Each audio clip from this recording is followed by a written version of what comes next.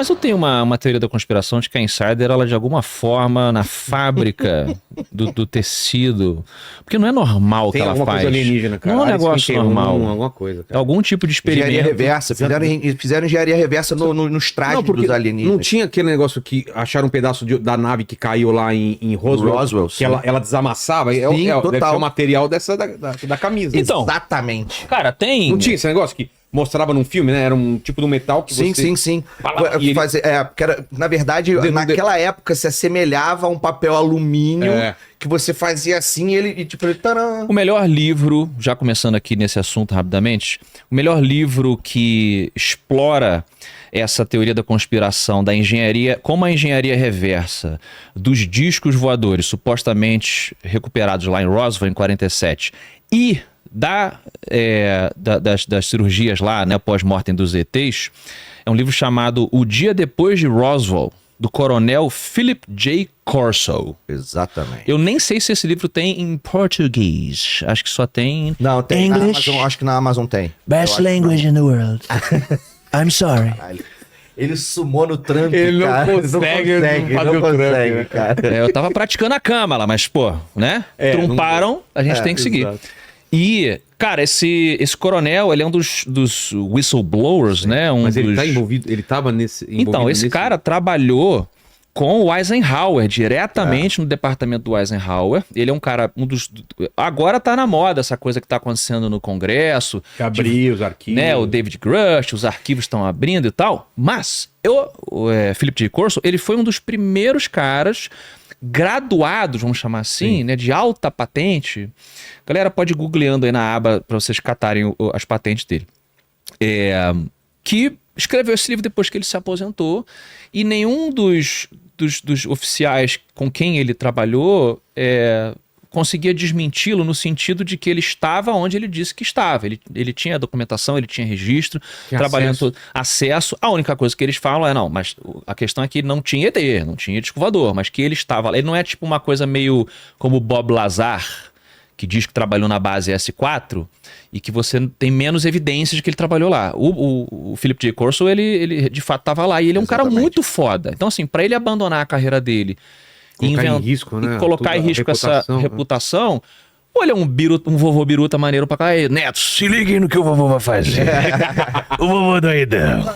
Quando eu fui sobre Roswell e as pessoas Ah, você tava lá? Eu tava lá, inclusive, na verdade... What a coincidence, my friend.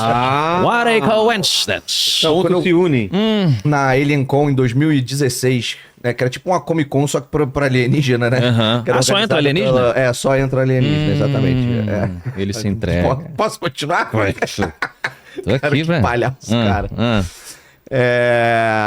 Eu entrevistei os netos do Philip Martell, que foi o cara que achou os destroços de Roswell. Os papéis O primeiro alumínios cara, lá, Foi o primeiro cara que achou. Eu não me lembro aí. Ele era coronel na época também. Também? Marcel? É? Martel. Uhum. Era Martel? Era. Ou era o Coronel Mostarda? Não. Na sala de estar. Com candelabro. Com uma antena alienígena.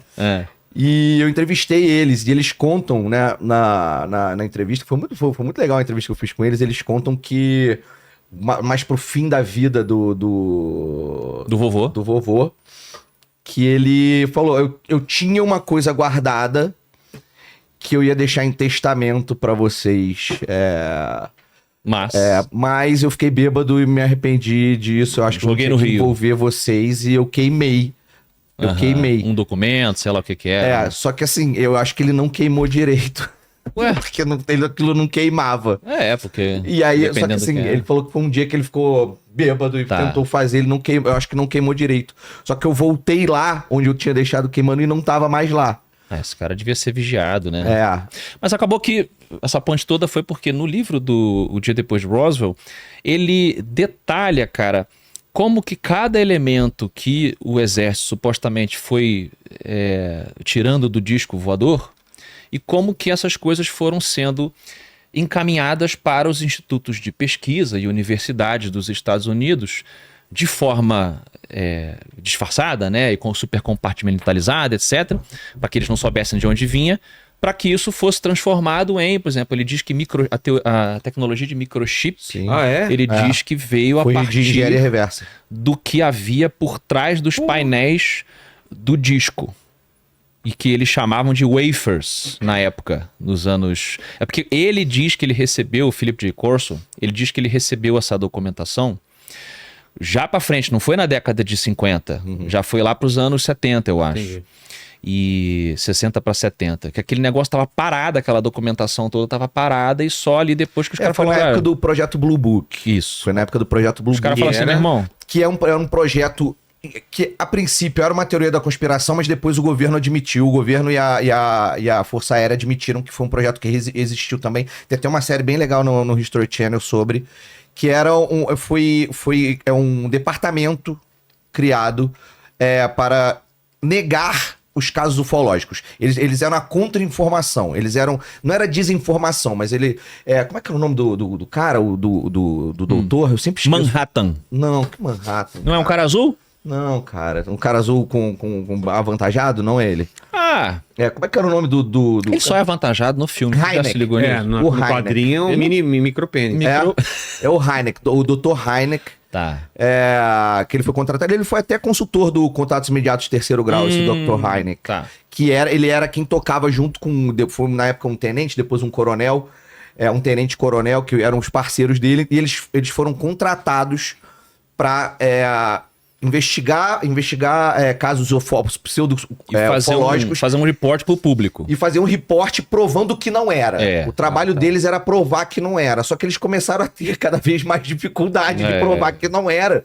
Porque as coisas que aconteciam eram coisas muito surreais. Foi esse cara que no leito de morte que admitiu que ele... Essa história que a gente tá contando, ele admitiu quando ele tava para morrer.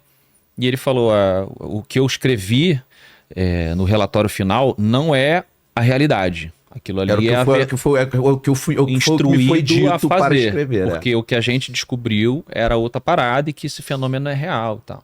É uma das teorias da conspiração que o Dr. Heineck, ele basicamente ele dava entrevistas depois que ele saiu depois que o projeto Blue Book foi descontinuado, no final dos anos 60, ele dava entrevistas que teve uma galera que compilou essas entrevistas, que ele meio que soltava easter egg, sabe? Tipo assim, das coisas. Então ele basicamente disse que sim, os Estados Unidos têm posse de material biológico e material, mesmo material físico, disco, de aeronaves que eles têm, e que sim, eles fizeram engenharia reversa, e que muitas das tecnologias que existiam na época que ele ainda era vivo foram oriundas dessa engenharia reversa. Mas a galera fez um compilado de coisas que ele ia soltando nas entrevistas que ele falava. Tipo, nas entrevistas do Behind the Scenes do Contatos Imediatos.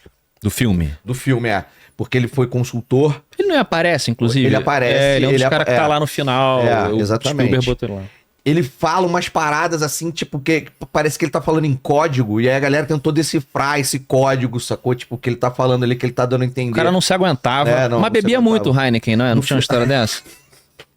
Aí o cara ia sem querer, ele ia soltando. Eu tentei não fazer essa daí. Foi mal, Alguém tinha que... A primeira vez que ele falou, eu pensei também, mas falei não. A sincronia. Outra coisa que o Philip J. Corso diz que eles adaptaram a partir da autópsia dos alienígenas teria sido a nossa tecnologia, o entendimento de visão noturna. Sim, os night goggles. Ele diz no livro que os olhos, né, dos alienígenas, quando os caras foram estudar, eles tinham essa propriedade, onde eles foram entendendo melhor como... Já tinha desenvolvimento de como enxergar no escuro, tal, não sei o quê, mas que isso teria aprimorado, e eles foram direcionando isso para as pesquisas do exército e tal, e que a gente melhorou, digamos, através dessa autópsia.